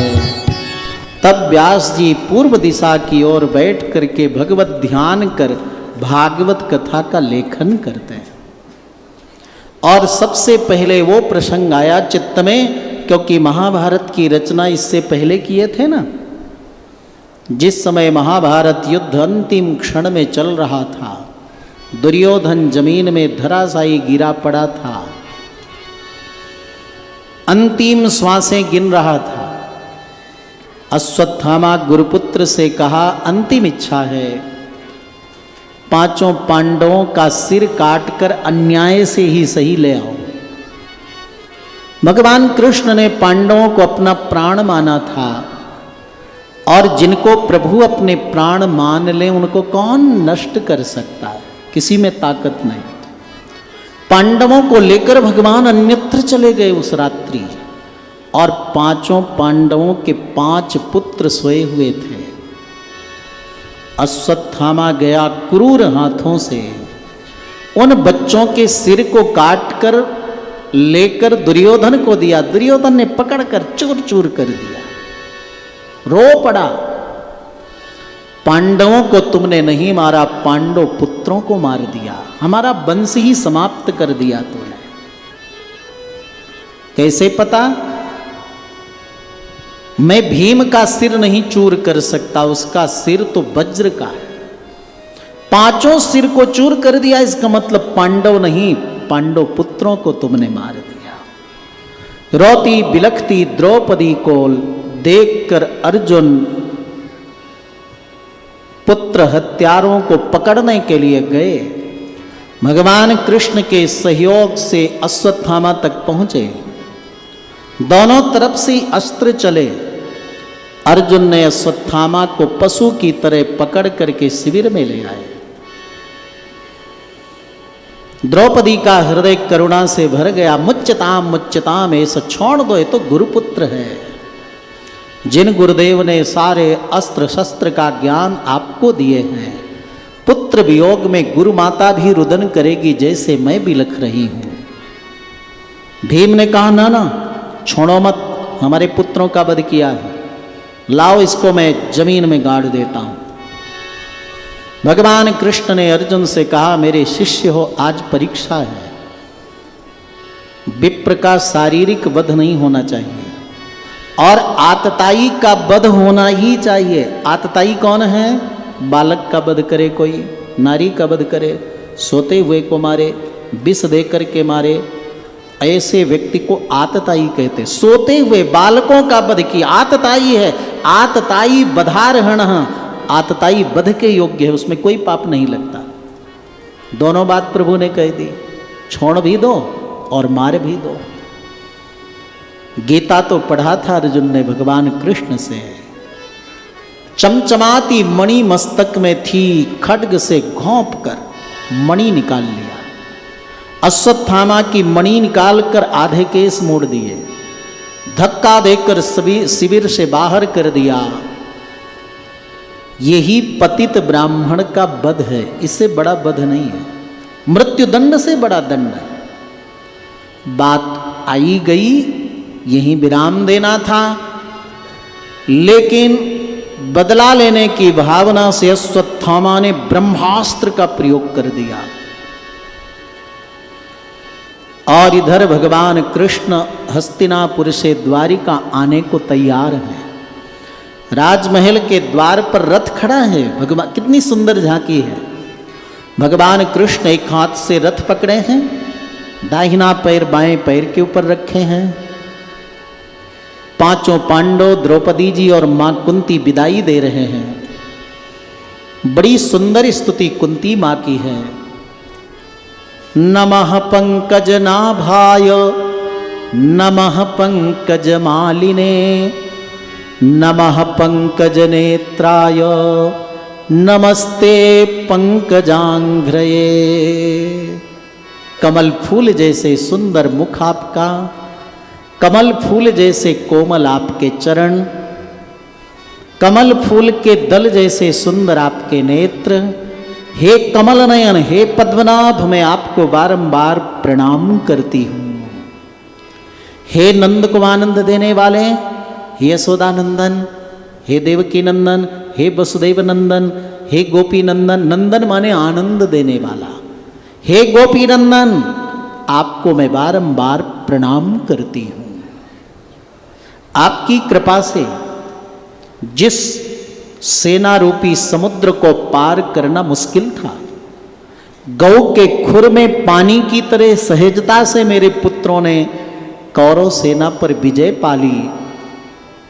आपके ऋण को हम कभी उतार नहीं सकते। सुंदर स्तुति सुनकर भगवान कृष्ण ने कहा, कुंती बुआ जी वरदान मांग लो, क्या चाहती हो? कितना अद्भुत वरदान मांगा है वो। देना है श्याम सुंदर तो मेरे को पूरे जीवन में खूब दुख मिलता रहे, यही वरदान दे दीजिए। श्री कृष्ण आश्चर्य में पड़ गए कि इतना दुख आपने पाया जीवन में, अभी दुख से मन नहीं भरा? कुंती मां ने कहा, जब हमारे जीवन में दुख था हम आपको बहुत मन से भजते थे, पूजते थे, चाहते थे, तो आप हमारे नजदीक थे। आज जब हमारे जीवन में सुख आ गया, राज्य मिल गया, पुत्र युधिष्ठिर राजा बन गया, तो लगता है हमसे ठीक से भजन नहीं होता आपका। हमारी भक्ति न पा करके आप हमें छोड़कर दूर द्वारिका जा रहे हो। ऐसा सुख हमें नहीं चाहिए जिसमें आप हमें छोड़कर दूर चले जाओ। ऐसा दुख ही हमें दे दो जिस दुख में हम आपका खूब भजन करें, आप हमारे नजदीक बने रहो। तभी तो कहते हैं ना, दुख में सुमिरन सब करें, सुख में करे न कोई। यदि सुख में सुमिरन करे तो दुख काहे को हो। इतना सुंदर स्तुति का, वरदान का, विदाई का प्रसंग। अश्वत्थामा ने ब्रह्मास्त्र का प्रयोग उत्तरा के गर्भस्थ बालक पर किया, जो भागवत का प्रधान श्रोता है। क्या नाम है? परीक्षित। उत्तरा अपने अंतःपुर से चीत्कार करती, रुदन करती, व्याकुल चित्त बाहर आई, श्री कृष्ण चरणों में शरणागति की। भागवत में बहुत शरणागति का उल्लेख है। पाहि पाहि महायोगिन देव देव जगद्गुरो, नान्यम त्वदभयं पश्ये यत्र मृत्युः परस्परम। हे देवाधिदेव, सर्वेश्वर, जगदीश्वर, लोकेश्वर, प्राणेश्वर, चींटी से लेकर ब्रह्मा पर्यंत सबका जन्म होता है, सबकी मृत्यु होती है। जन्म मृत्यु से परे तो केवल आप हैं। मैं आपकी चरण शरण में हूं। आप मेरे गर्भस्थ बालक की रक्षा करिए, मेरी भले मृत्यु हो जाए, नहीं तो पांडवों का वंश ही समाप्त हो जाएगा, क्योंकि एक ही बालक मेरे गर्भ में पल रहा है। करुण क्रंदन पूर्वक शरणागति सुनकर श्री कृष्ण अंगुष्ठ के समान रूप धारण कर उत्तरा के गर्भ में पहुंचे। जिस ब्रह्मास्त्र के प्रयोग करने के बाद कोई उसके विपरीत में कोई प्रयोग करे ना तो उसका और शक्ति बढ़ जाती है, लेकिन प्रभु ने सुदर्शन चक्र के द्वारा ब्रह्मास्त्र को निष्फल कर दिया, बालक की रक्षा की। तो चारों तरफ देखने लगा कि मेरी रक्षा करने वाले प्रभु किधर हैं। चारों तरफ देखने के कारण परीक्षित नाम पड़ा, और श्री कृष्ण विष्णु भगवान हैं ही, इसलिए विष्णु रात एक नाम है परीक्षित का। भगवान ने रात माने रक्षा की, इसलिए विष्णु रात भी नाम पड़ा। भगवान कृष्ण अर्जुन को लेकर द्वारिका पधारे, लीलाएं की, और भूभार को दूर कर अर्जुन की शक्ति को अपने ऊपर आहरित कर स्वयं अपने दिव्य लोक को श्री कृष्ण पधार जाते हैं। अर्जुन लौट कर आए तो सारे संसार में भगवान के बिना पृथ्वी सूनी हो गई। बड़े उपद्रव होने लगे। प्रभु के स्वलोक गमन के बाद मूर्तियों से आंसू गिरने लगे, गौएं रुदन करने लगी, दिन में सूर्यास्त होकर चंद्र दिखने लगे, समुद्र में ज्वार भाट आने लगा, पृथ्वी में भूकंप आने लगा। ये सब परिस्थिति देखकर युधिष्ठिर जी ने पूछा अर्जुन से, तुमने किसी संत गौ ब्राह्मण आश्रित का त्याग तो नहीं किया? कौन ऐसा गलत कर्म तुमने किया कि संसार में इतना उपद्रव अशांति? हाथ जोड़कर रोते हुए अर्जुन ने कहा, जिन प्रभु की कृपा से नीचे तेल में देखकर और बाण से मछली के नेत्र वेध कर द्रौपदी को पाना था, बड़े बड़े शस्त्रज्ञ आए थे, कोई ये कार्य नहीं कर पाया। जिन प्रभु की कृपा से मैंने तेल में देखकर मछली के नेत्र का भेदन कर द्रौपदी को प्राप्त किया, वो मेरे प्राणनाथ प्रभु जा चुके हैं। जिस समुद्र रूपी कौरव सेना में भीष्म, द्रोणाचार्य, कृपाचार्य, कर्ण जैसे महारथी थे, बड़े बड़े तिमिंगल थे, तिमिंगल मछली जो जहाज को निगल जाए, जिसको पार पाना कठिन था, मेरे रथ के आगे वे प्रभु कृष्ण बैठे मुस्कुराते हुए, किसी को देखते हुए, हमारे उस शत्रु सेना के बड़े बड़े अतिरथी महारथी बलवान के शक्ति का उपसंहार कर रहे थे, और सब मरे हुए पुतलों को मैं मार रहा था। जिन प्रभु की कृपा से हमने कौरव सेना महाभारत पर विजय प्राप्त की, वो हमारे प्राणनाथ हमें छोड़कर जा चुके हैं। वंचितो हम महाराज हरिणा आत्मबंधुना, हमारे आत्मबंधु श्री कृष्ण हमें छोड़कर चले गए। ये सुनते ही कुंती मां तत्क्षण गिरी जमीन में, उनके प्राण निकल गए, उन्हें सायुज्य मुक्ति मिल गई। भगवान के बिना जो एक क्षण जीवित न रहे, वो सर्वोत्तम भक्त माना गया है। उसको क्या कहते हैं? उसको कहते हैं जो भगवान के बिना एक क्षण जीवित न रह सके, आर्त प्रपन्न कहते हैं। क्या कहते हैं? आर्त प्रपन्न भक्त कहते हैं। क्षणे पिते यद विरहोति दुस्सहा, आपके बिना प्रभु एक क्षण जीवित रहना मुश्किल है। गोपियां भी तो यही कहती थी ना, त्रुटिर युगायते त्वाम पश्यताम। हे श्याम सुंदर, आपको एक त्रुटि किसे कहते हैं मालूम है? पलकें गिरी और खुल गई, बस इसी को त्रुटि कहते हैं। पलक गिरती खुलती इतनी देर में लगता है कि युगों से आपका दर्शन नहीं मिला। ऐसे उच्च कोटि के जो भक्त होते हैं, भगवत विरह में एक क्षण जीवित न रहे, वो आर्त प्रपन्न हैं। कुंती मां की यही स्थिति हुई। पांडवों ने कहा, जब हमारे प्राणनाथ प्रभु नहीं तो हम रहकर क्या करेंगे? परीक्षित को राजगादी में बैठाया, स्वयं पांचों पांडव द्रौपदी को लेकर के उत्तराखंड बद्री विशाल में भगवान के दर्शन, सरस्वती नदी का प्रोक्षण और बसोर धारा के जल से संप्रोक्षण, लक्ष्मी वन में निवास और स्वर्गारोहण कर जाते हैं। और जब परीक्षित राजगादी में बैठे, कली का आगमन हो चुका था। कब से? यदा भगवान मुकुंदो क्षमां त्यक्त्वा स्वपदं गतः तद्दिनात् कलिरायातः सर्व साधन बाधकः। जिस दिन प्रभु कृष्ण इस धरा को त्याग कर गए, उसी दिन कली का आगमन हो गया। और ये ऐसा कलयुग है जो भगवत प्राप्ति के लिए सारे साधनों में बाधा पहुंचाने वाला है। सबसे बड़ी बाधा क्या है? मक्खियां है ना। आप पवित्र रह ही नहीं सकते। बढ़िया गंगा जल से स्नान करके बैठो भजन करने के लिए, और ये मक्खी नाली में बैठी है, उठ करके आ गई, आप में बैठ गई, सारी पवित्रता खत्म।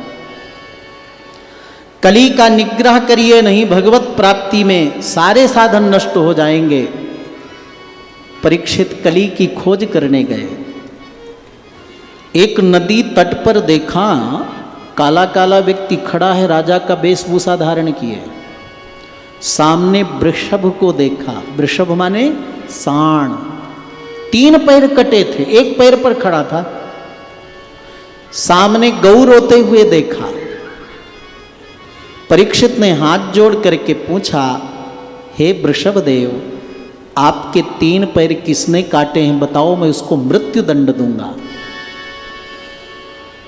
वृषभ ने कहा, मैं क्या बताऊं, सुख दुख का कारण कोई तो एक है नहीं। ज्योतिषी के पास जाओ तो कहता है तुम्हारे ग्रह खराब हैं इसलिए दुख है।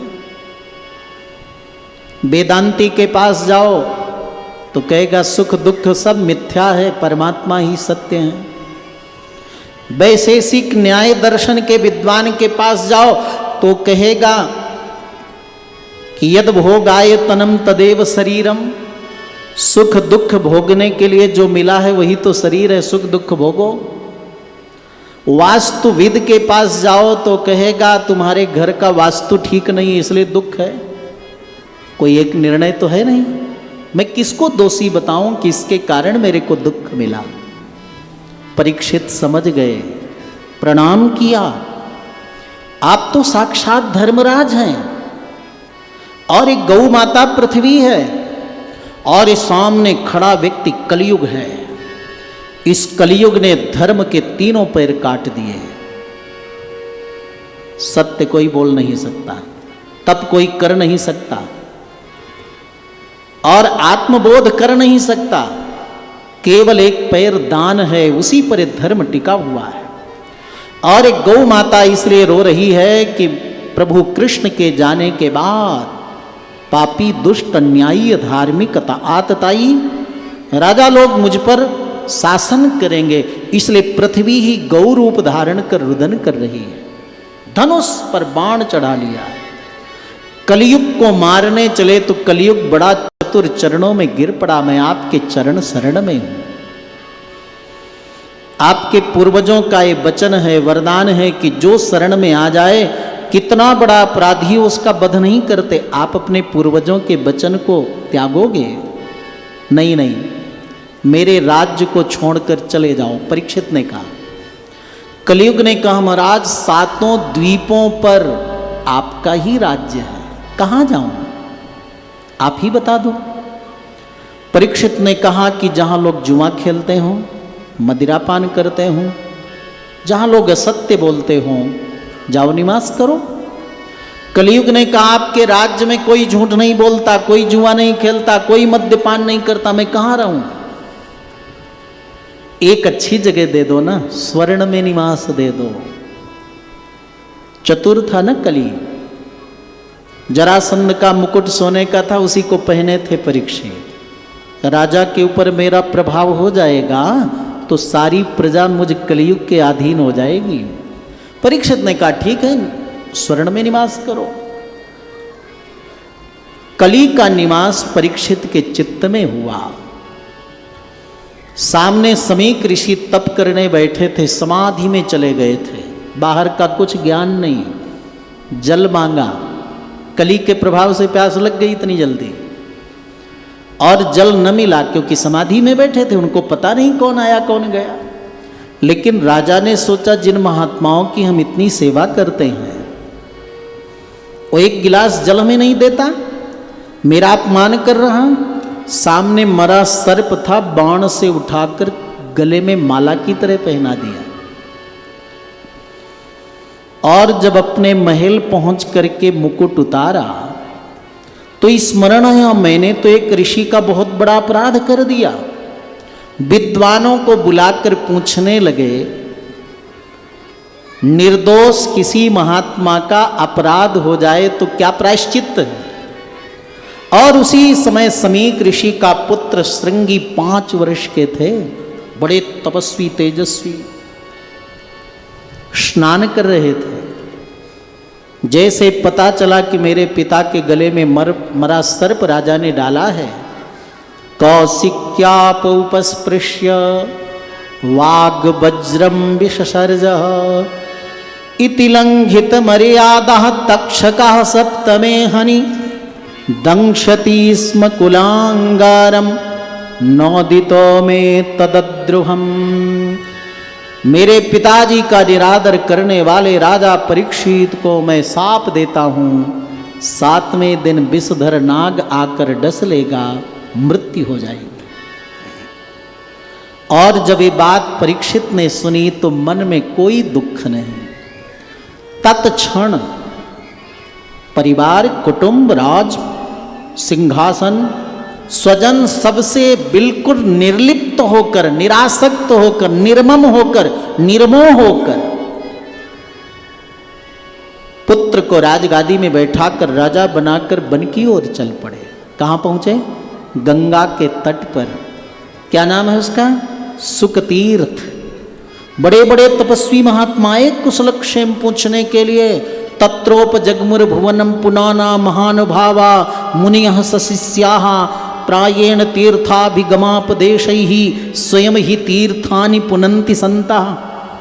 जिनके चरण रखने से स्थान पवित्र तीर्थ बन जाए, ऐसे उच्च कोटि के महापुरुष आए कुशलक्षेम पूछने।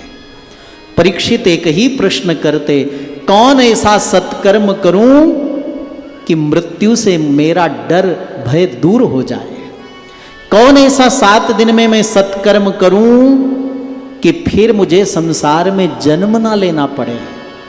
कौन ऐसा सत्कर्म इन 7 दिनों में कर लूं कि मुझे प्रभु प्राप्ति हो जाए? कोई समाधान न दे सका। उत्कंठा बढ़ती गई परीक्षित की, आतुरता व्याकुलता बढ़ती गई।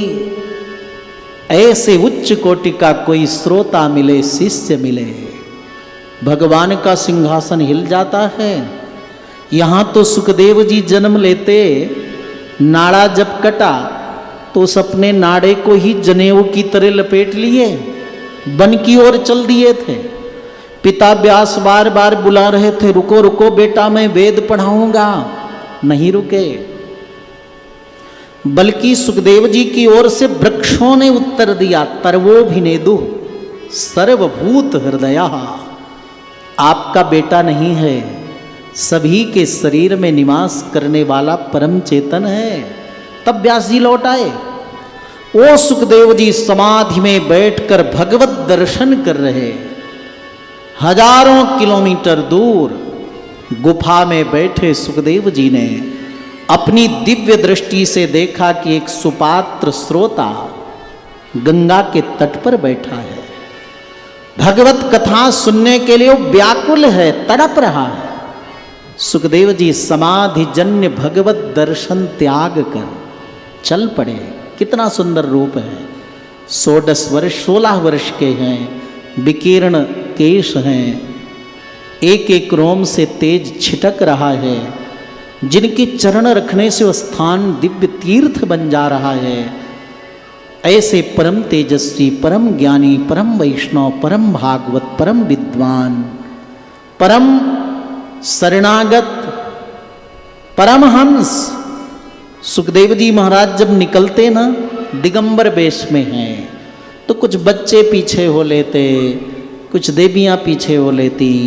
थोड़ी दूर जाने पर लौट आते और जैसे गंगा के तट पर पहुंचे, वैसे बड़े बड़े तपस्वी ऋषि बैठे थे, एक साथ उठकर खड़े हो गए। क्योंकि ज्ञान में तो सुखदेव जी ही बड़े हैं। परीक्षित ने हाथ जोड़कर दंडवत प्रणाम किया। आज मेरे नेत्र सफल हो गए। आप जैसे नैष्ठिक ब्रह्मचारी तपस्वी ज्ञानी परम वैष्णव का आगमन होने से वो साप नहीं बल्कि मेरे लिए वरदान मिल गया। नहीं आपका दर्शन न मिलता। आपकी महिमा का मुझे पता है। येषां संस्मरणात् पुंसां सद्यः शुध्यन्ति वै गृहाः किं पुनर्दर्शन स्पर्श पाद शौचासनादि भी। आपके नेत्र की दृष्टि किसी पर पड़ जाए तो संसारी व्यक्ति भी भगवत भक्त बन जाता है। आपकी शरीर को स्पर्श कर वायु का स्पर्श किसी को मिल जाए तो भगवत विमुख व्यक्ति भगवान की ओर हो जाता है। आपकी महिमा का मुझे पता है। आपका नाम लेने से व्यक्ति का मन चित्त हृदय पवित्र हो जाता है। किम पुनः आपका दर्शन मिला, आपकी कृपा होगी तो मैं चरण प्रक्षालन करूंगा, और आपका अनुग्रह रहा तो आपके मुखारविंद से मैं प्रभु की कथा भी सुनूंगा। नारद जी कान में आकर परीक्षित से बोले, ज्यादा देर तक के रुकने वाले नहीं, जितनी देर में गाय दुही जाती है ना उतनी देर एक जगह रुकते हैं। और प्रशंसा ज्यादा मत करो, अच्छी नहीं लगती। सुखदेव जी चले जाएंगे तुम वंचित रह जाओगे। तुम तो ऐसा प्रश्न जिज्ञासा करो भगवत विषय में, आत्मा के विषय में, अपने आत्मोद्धार के लिए, और जैसे समाधान मिल जाए फिर एक प्रश्न तैयार रखना। तभी सुखदेव जी 7 दिन रुकेंगे। तब परीक्षित ने हाथ जोड़ कर के पूछा, 7 दिन में म्रियमाण व्यक्ति को क्या करना क्या नहीं करना चाहिए? म्रियमाण माने 7 दिन में जो निश्चित मरने वाले लोग हैं, सब लोग हैं। 7 दिनों में कोई न कोई दिन में ही जाना है ना अपने लोगों को। 7 दिन में मरने वाले व्यक्ति को क्या करना क्या नहीं करना, क्या जपना क्या नहीं जपना, क्या सोचना क्या नहीं सोचना, कृपा करके बताइए। मृत्यु से मुझे निर्भयता मिल जाए। सुखदेव जी बहुत गदगद हो गए। सबके कल्याण के प्रश्न को किया ना। सुखदेव जी महाराज जैसे गंभीर महापुरुष, जिनको अपनी प्रशंसा अच्छी नहीं लगती और दूसरी की प्रशंसा करते भी नहीं, वो सुखदेव जी परीक्षित की प्रशंसा करने लगे। लोक कल्याण का प्रश्न किया ना, इसलिए बहुत सुंदर प्रश्न तुमने किया, इसलिए परीक्षित तुम प्रशंसा के पात्र हो। बरीयाने सते प्रश्न कृतो लोकहितं नृप। बहुत सुंदर प्रश्न किया। प्रायः दुनिया में लोग दिन का समय खत्म कर लेते हैं धन कमाने में, और रात्रि का समय लौकिक सुखों में या सोने में गंवा देते हैं। कभी व्यक्ति ये नहीं सोच पाता कि 24 घंटे व्यर्थ चले गए और मैंने 24 बार भी अपने आत्मकल्याण के लिए भगवान का 24 नाम भी नहीं लिया। ये कभी व्यक्ति नहीं सोच पाता। लेकिन तुमने तो बहुत अच्छा प्रश्न किया, चिंता मत करो। घबराए परीक्षित को एक उत्तर में बड़ी शांति दिया सुखदेव जी ने। क्या कहा? जन्मलाभः परः पुंसाम अन्ते नारायण स्मृति। मानव जीवन की अपनी सबसे बड़ी कमाई है कि अंतिम समय में भगवान याद आ जाए। परीक्षित ने हाथ जोड़कर कहा, गुरुदेव अभी तक मुझे बड़ी अशांति थी, बड़ी चिंता थी। मैं हताश उदास निराश परेशान हो चुका था कि मेरा आत्मकल्याण न होगा। आपके दर्शन मात्र से मुझे बड़ी शांति मिल रही है। आपके एक वचन से मुझे दृढ़ विश्वास हो गया कि मेरा आत्मोद्धार निश्चित है। सुखदेव जी महाराज ने कहा, ऐसी ही सुंदर चर्चा कल पुनः करेंगे। कब? बोले 2 बजे आ जाओ तो प्रेम से भजन सुनो, और जैसे आप उपस्थित वैसे कथा शुरू। आओ सुखदेव जी के चरणों में प्रणाम करते हुए, कृतज्ञता निवेदन करते हुए, श्रद्धा भक्ति से हम लोग भागवत भगवान की आरती करें। पहले 2 शब्द सुखदेव जी के चरणों में। सतगुरु तुम्हारे ज्ञान ने जीना सिखा दिया है। सतगुरु तुम्हारे प्यार में जीना सिखा दिया है। हमको हमको तुम्हारे ज्ञान ने इंसान बना दिया है, हमको तुम्हारे प्यार ने इंसान बना दिया है। भूला हुआ था रास्ता, भटका हुआ था मैं, भूला हुआ था रास्ता, भटका हुआ था मैं। किस्मत ने हमको आपके, किस्मत ने हमको आपके कदमों में ला दिया है, किस्मत ने हमको आपके कदमों में ला दिया है। सतगुरु तुम्हारे प्यार ने जीना सिखा दिया है। रहते हैं जलवे आपकी नजरों में हर घड़ी, रहते हैं जलवे आपकी नजरों में हर घड़ी। मस्ती का जाम आपने, मस्ती का जाम आपने ऐसा पिला दिया है, मस्ती का जाम आपने ऐसा पिला दिया है। सतगुरु तुम्हारे ज्ञान ने जीना सिखा दिया। जिस दिन से हमको आपने अपना बना लिया है, जिस दिन से हमको आपने अपना बना लिया है। दोनों जहां को दास ने, दोनों जहाँ के दास ने तब से भुला दिया है, दोनों जहाँ के दास ने तब से भुला दिया है।